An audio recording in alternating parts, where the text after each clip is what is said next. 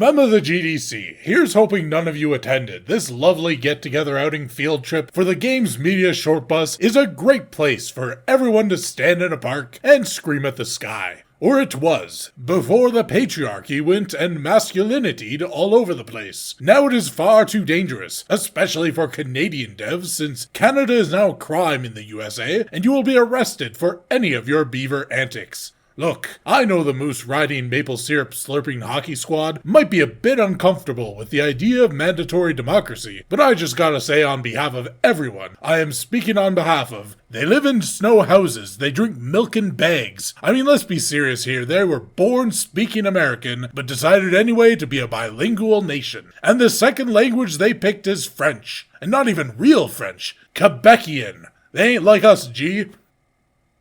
Now, nobody really knows what goes on with hyper-elite corporate dogs of the game's industry, but considering these are the most brilliant minds around, we can assume when they aren't screaming due to the consequences of their own actions, they're exploring the major threats to the industry.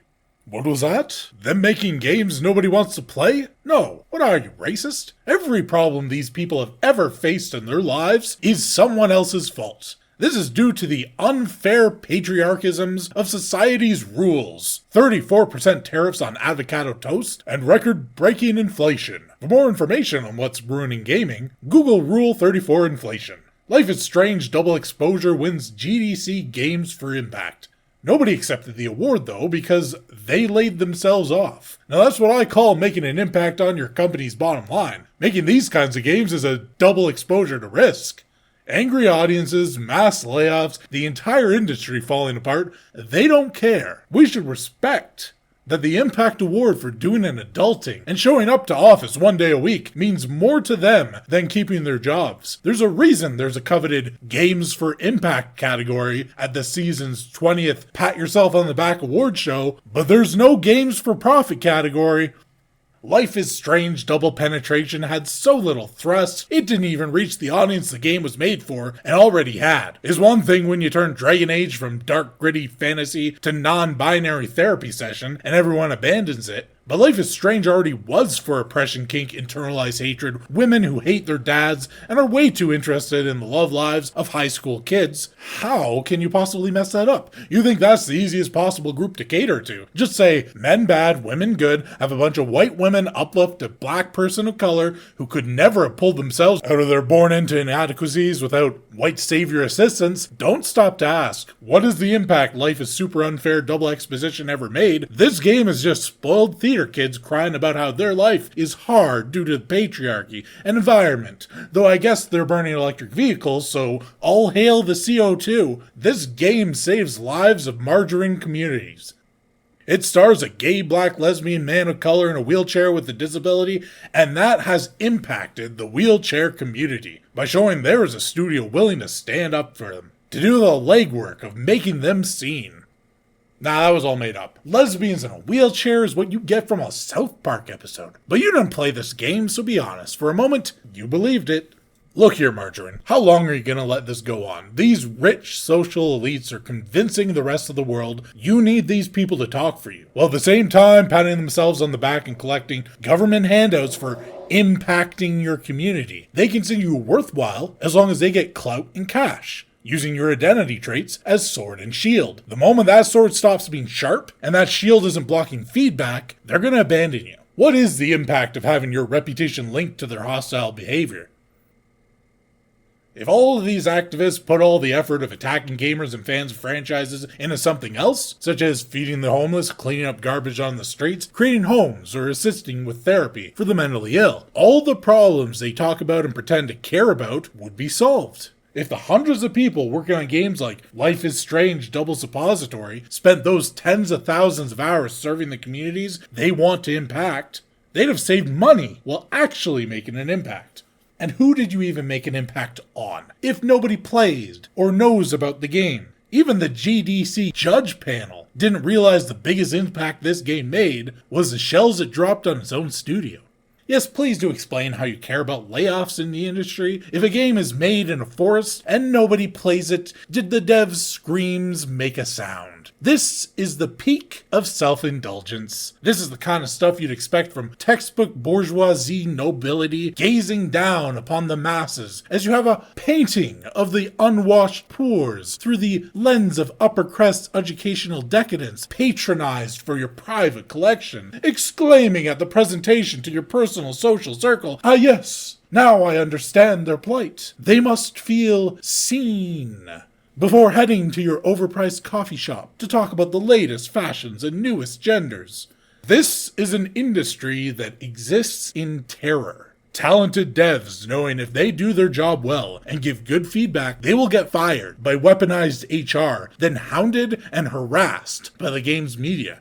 Niche developers such as the Life is Strange team, working on a game that a decade ago would have hit an unsaturated market, but now every game has the same obnoxious messaging, the same lackluster gameplay, walking sims, cinematic experiences without substance are the norm at every development cast, from indie to AAA. You've gone from niche to corporate tool, systemic executive directive, whatever you call it, woke, DEI, bridge. It is now as corporate as NFTs, MTX, unfinished games, day one DLC. It is an establishment as you can get, something that is widely popular with the capitalistic bosses and largely unpopular with the general populace.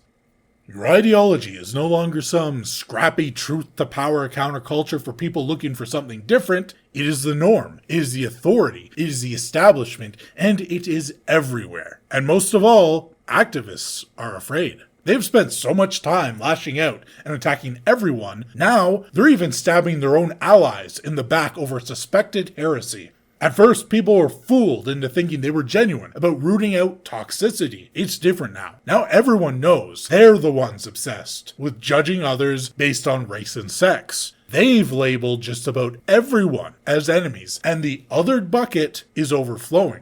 There's nobody left in their circle, nobody to care about these little award shows, that last safe space where everyone agrees with them and everyone hates the audience as much as they do.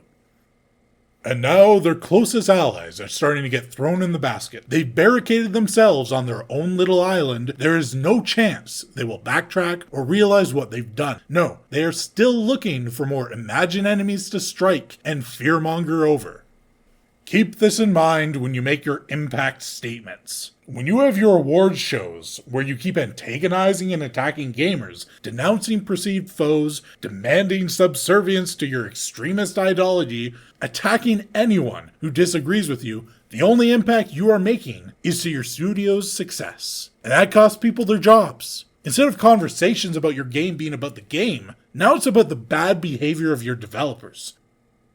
You care about your industry? Then why aren't you trying to save it? An avowed dev made the entire conversation about his game antagonistic right before release. Snow White saw the same thing happen. Opposite to the avowed situation, look at Lords of Shadow. One of the developers came to Twitter, not with anything political or offensive, but just to ask gamers what they want, to put up polls for information, and engage in discussions to see more about what the gamers want from his games. This is how you immediately get goodwill with gamers. It is so easy, especially when positivity from developers is so rare in an industry where the vocal devs and games media are some of the most toxic and obnoxious people in entertainment. And what happens? The journalists start attacking the studio because the studio is trying to have a good rapport with gamers. Oh, we can't have that. That makes journalists angry. Let's think about that. As a studio, being positive towards the people who buy games makes journalists angry. Does that seem like a media that still has the best interests of gamers in mind when they make reviews that are supposed to help gamers make informed decisions? No. Reviews are now copy-pasted from outlet to outlet, trying to remind you of the good old times by spamming return to form and parroting whatever the corporate studio told them to say.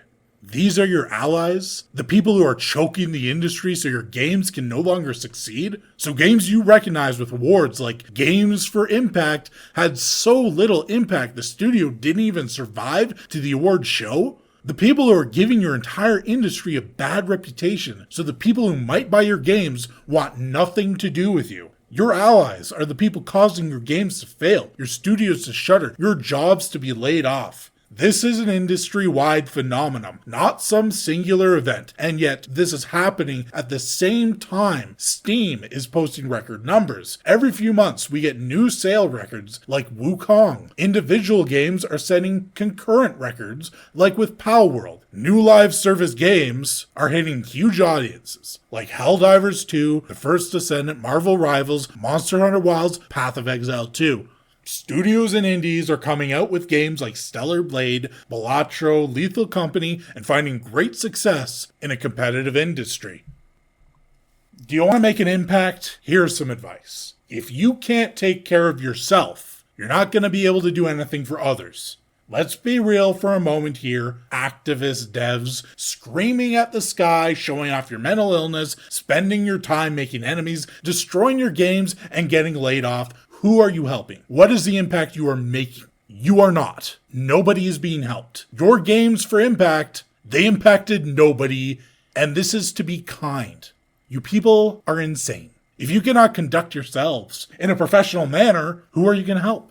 You're not owning chuds. The chuds will and are just playing games by other studios. You're not the resistance. You are a corporate puppet. You're not making an impact. You are destroying everything you touch, and the people you say you are helping are going to be left with everything you've broken when you move on. That is the only impact you have made. Your legacy is one of failure and resentment, of injecting toxicity into an industry where gamers have been on the side of developers for decades until you arrived. And most of all, your impact is taking every single long-term success in gaming and ruining it, along with the jobs and the platform that creates. And with the failure of Life is Strange double exposure, you can't even succeed anymore in the small audience that actually likes you. GDC 2025 Games for Impact, baby!